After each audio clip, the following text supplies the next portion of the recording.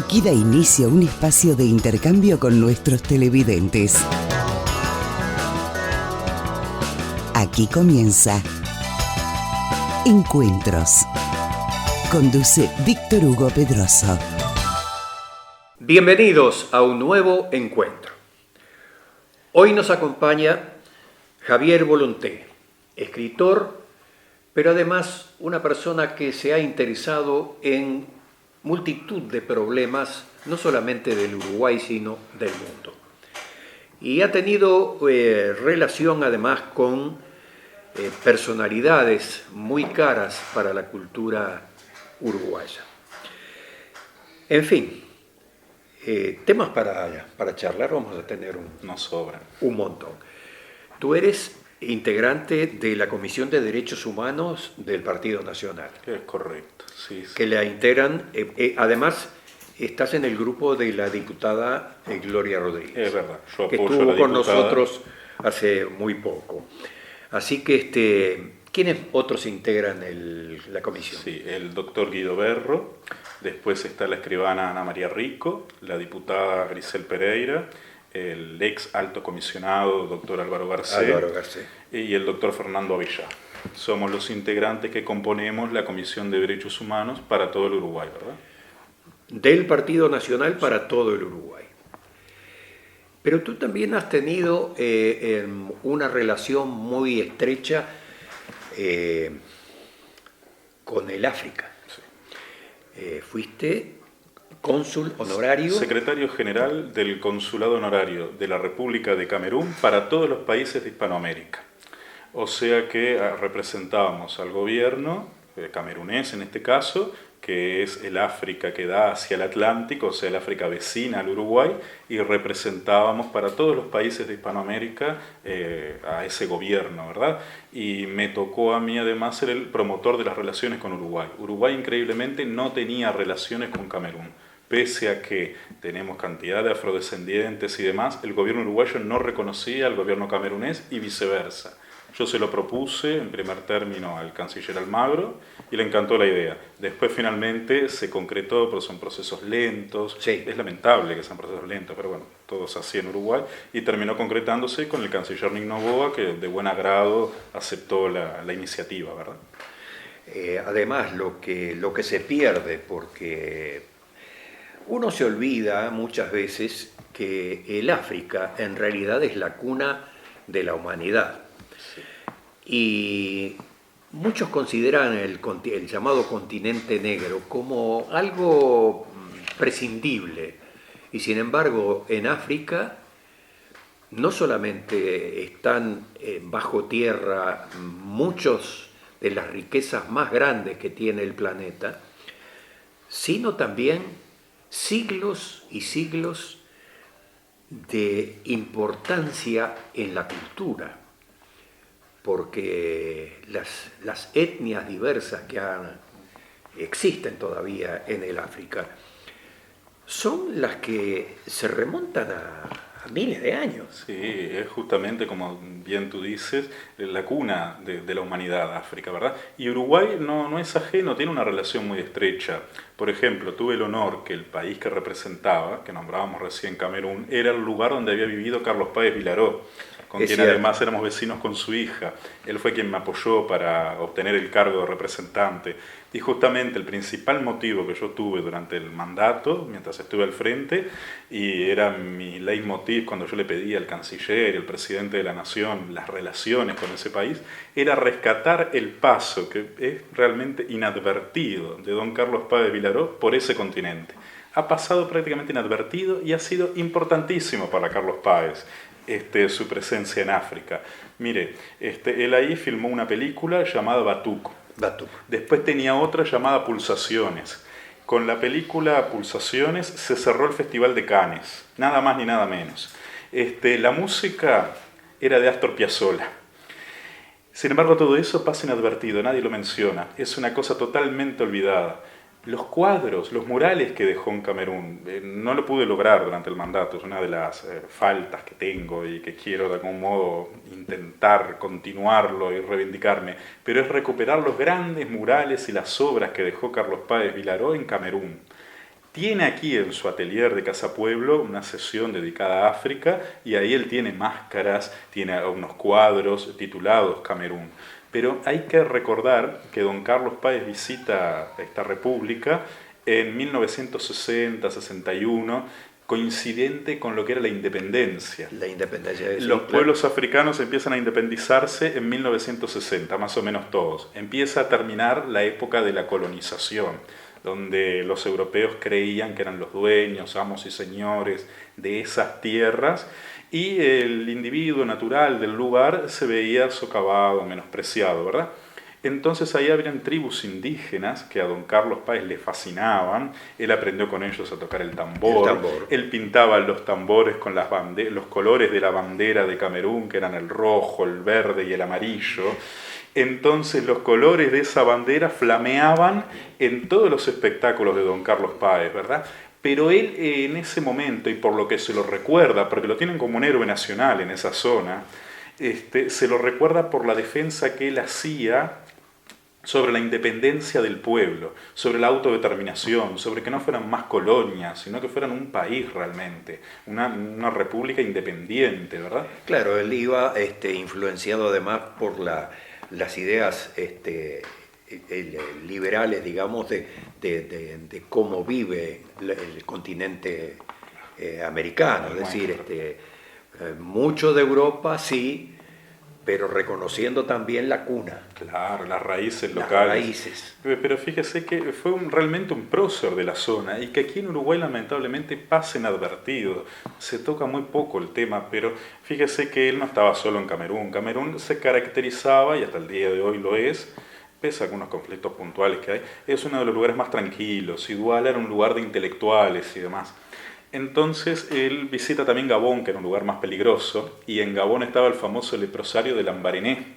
Sí, en ese leprosario lo había fundado nada más ni nada menos que el Premio Nobel de la Paz, que era amigo de él y que dedican un libro juntos, que era Albert Schweitzer. Albert Schweitzer. El doctor Albert era realmente, don Carlos me lo decía a mí, era un santo.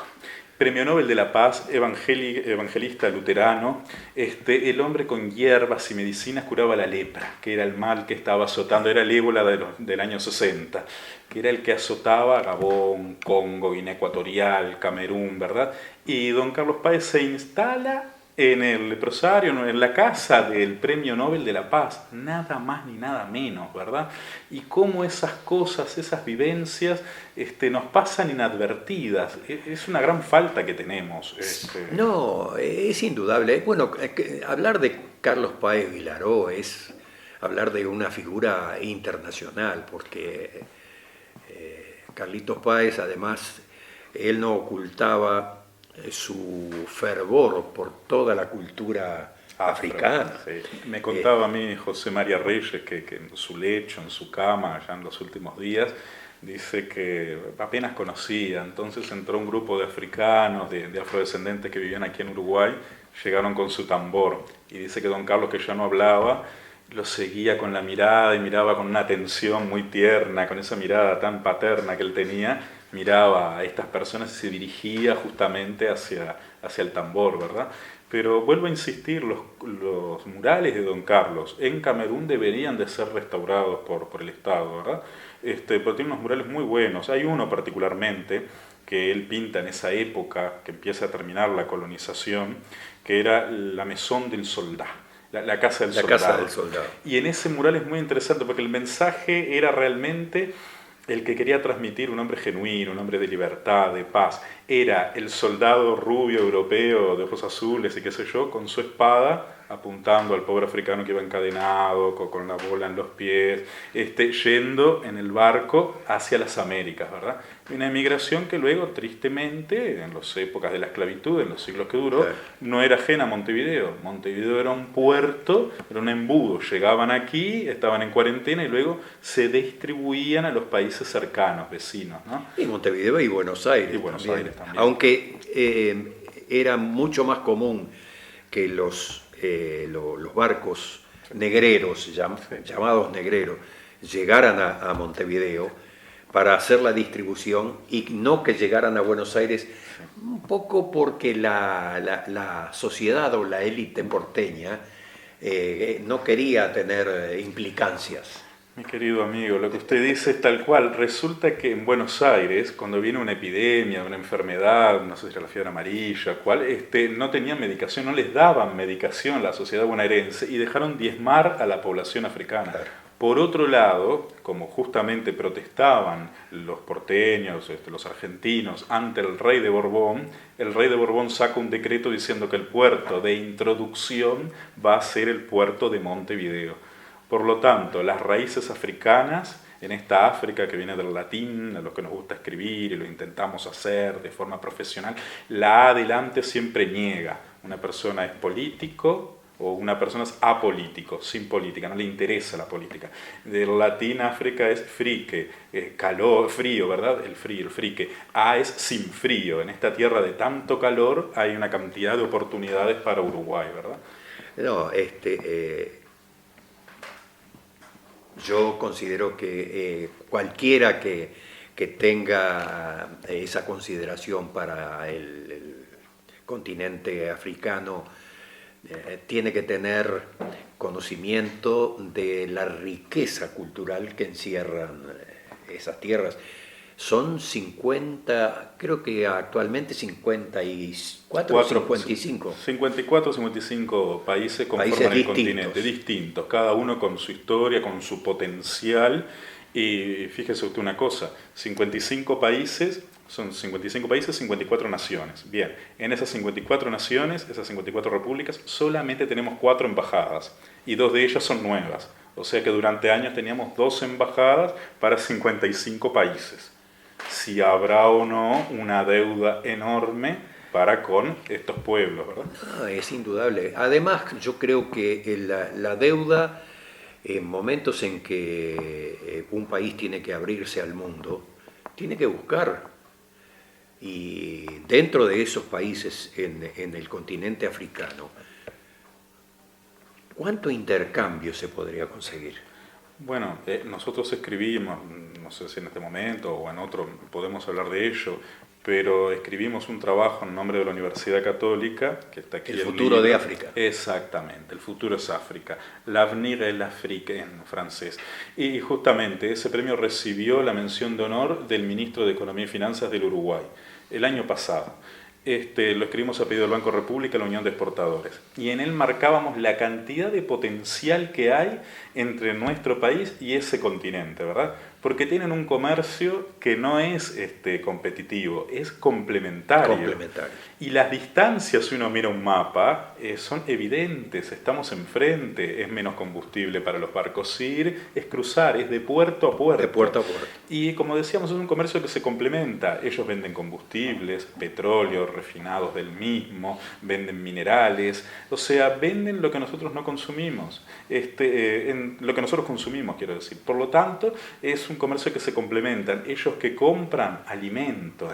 Y las ventas uruguayas, la balanza comercial del Uruguay es básicamente de alimentos. Entonces, pero esto está probado. Fíjese que una vez que establecimos relaciones con Camerún, se creó un comercio que es de casi 10 millones de dólares anuales a favor del Uruguay, porque se le está vendiendo pescado, se le vende congelados, se le venden cosméticos, se le venden distintos productos que son de producción natural, propios del Uruguay y que en África pueden tener cabida. En este momento, el segundo principal socio de Conaprol es Argelia. Después de Brasil es Argelia, la mayor cantidad de leche en polvo que se envía. Claro, bueno, siempre se dijo que África podría indudablemente ser uno de los destinos que habría que analizar y, como tú decías, es algo complementario a lo que nosotros podemos tener. Tú decías el combustible. Sin embargo, nosotros, ¿dónde vamos a buscar el combustible? Capaz que vamos al Medio Oriente. Tenemos mucho, claro. Venezuela también. Ahí está. Y cuando realmente capaz que el combustible africano sería potencialmente más barato y podría llegar mucho más rápidamente acá. Claro. Actualmente se le compra mucho a Angola. Hay un comercio con combustible, se le compra a Angola en grandes cantidades. El petróleo es un commodity, tiene un precio único que lo marca el mercado, pero como bien tú dices, es más barato. ¿Igual en qué sentido? Por ejemplo, aquí se le compra mucho a Venezuela, pero como Venezuela está en la situación que está, ya no se le está comprando mucho. Ahí apareció como salvataje un poco el mercado africano en ese sentido. Pero ¿qué ocurre? Todo lo que tenga que ver con África es muy natural, porque no está la mano del hombre tan presente. El petróleo, sin embargo, venezolano requiere de mucho refinamiento, hay que limpiarlo mucho. Es como petróleo un bitumen, pesado. es un petróleo pesado. En cambio, el petróleo africano es muy liviano. Y para refinar, para limpiar el petróleo, se necesita mucha energía, se necesita mucha luz, entonces se gasta mucho dinero en ese refinamiento, ¿verdad? Ahí hay un ahorro. Pero está probado en números, porque fíjese, lo que está probado es que la Cancillería uruguaya es improvisada en esos temas, ¿verdad?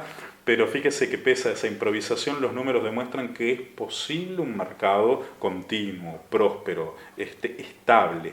Porque hemos tenido en este momento, hasta el año pasado, teníamos un comercio anual de casi 550 millones de dólares, con África en general como continente. Pero sin embargo, 2 años atrás era de 120. Es pendular, es el efecto ascensor, claro. Sube y baja. ¿Y eso por qué? Porque como no tenemos representantes, no tenemos cámaras de comercio allá, no hay oficinas, no hay embajadas. Si va un embajador a aquel lugar, carece de saber los idiomas propios de ahí. Lo mismo con el árabe. En el mercado árabe es un gran potencial. Pero si nuestros embajadores no hablan árabe, nuestros embajadores no aprenden que la religión oficial es el Islam y por lo tanto hay que conocerla bien para conocer realmente cuál es el modo de vida de las personas, en un país que un mandato de un embajador dura hasta 5 años, aprender árabe y las costumbres ya le lleva 3 o 4. Hay que planificar. Vamos a hacer una pequeña pausa y luego seguimos en nuestro encuentro.